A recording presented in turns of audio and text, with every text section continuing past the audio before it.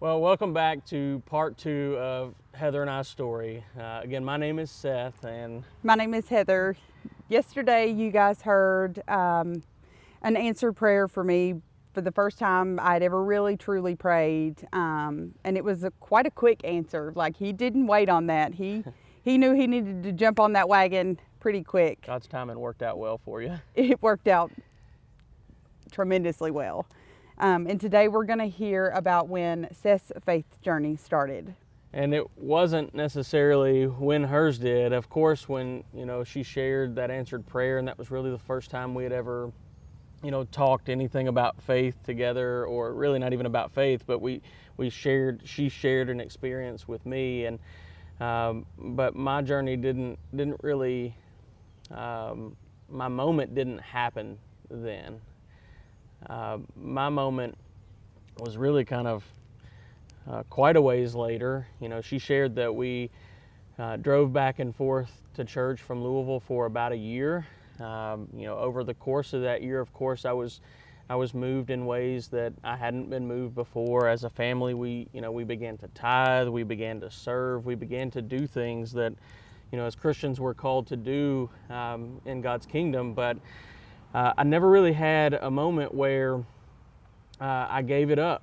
I gave up myself and gave it to God. I never really had that, and so, we're doing this for again a year, and I can remember a sermon that Pastor Nick preached in our Terms and Conditions Apply series. It was a sermon about trading a bowl for a birthright. And if you remember the passage, a brother comes in from a hunting trip or being out, and he's famished, and at this time he just he's willing to give up anything for a bowl of I remember quite well Pastor Nick saying lentil stew. Ooh. And so yeah, he's willing to give up anything. And I don't know what it was about that day, but as Pastor Nick was preaching, I really, for the first time, began to feel something move. We were actually in our first Sunday in our house. We had moved to Glasgow that week. Our first Sunday here, and which in itself, looking back, was God working for an entire year. We could share a story about A huge leap of faith. yeah, really, and what tithing I believe did for us. Yeah. But we were moved back to Glasgow, and I decided that I would instead of driving to church on Sundays, I would drive to work 5 or 6 days a week in Louisville. And really, we get into this sermon, and I'm feeling very convicted for the first time. And I remember that day we had baptisms, and so typically on a baptism day, of course, you want to give people an opportunity to respond to the gospel, and so Pastor Nick does a salvation call. And so for the first time ever, I gave my life to Jesus. And I remember, as the baptisms were being called to the back, that I was feeling that tug. I felt, really strongly that, we do this thing called spontaneous baptisms, and I felt really strongly that I should be a part of that. But, one thing Heather could tell you about me, and I've said on stage before, I'm a very stubborn person. I don't take change very well, and so I didn't. I did not, go back. I did not get baptized that day. And at the end of the service, though, I was continuing to be tugged. I was just in a different place. I was really feeling the weight of a journey I was about to go on, driving back and forth, for an hour and a half each way to work. And so what I did do is I went to Jan's office, and I said that I would like to request prayer for me to find a job locally.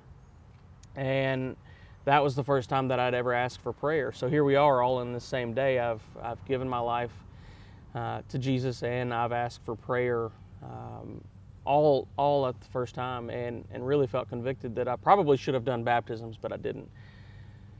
So my moment really comes when I'm driving away from the church building, and I get to the stoplight beside the building, and a song comes on by Austin French called Born Again. And it's a really good song. It's really upbeat. It's something that you could probably dance to, but I don't dance, so I wasn't dancing. But,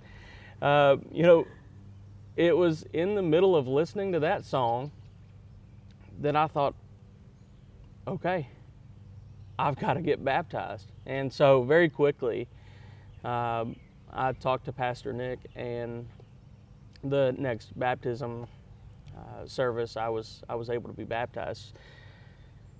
So really, I guess the point of mine is that I didn't know it, but I was taking little steps over the course of a lot of time.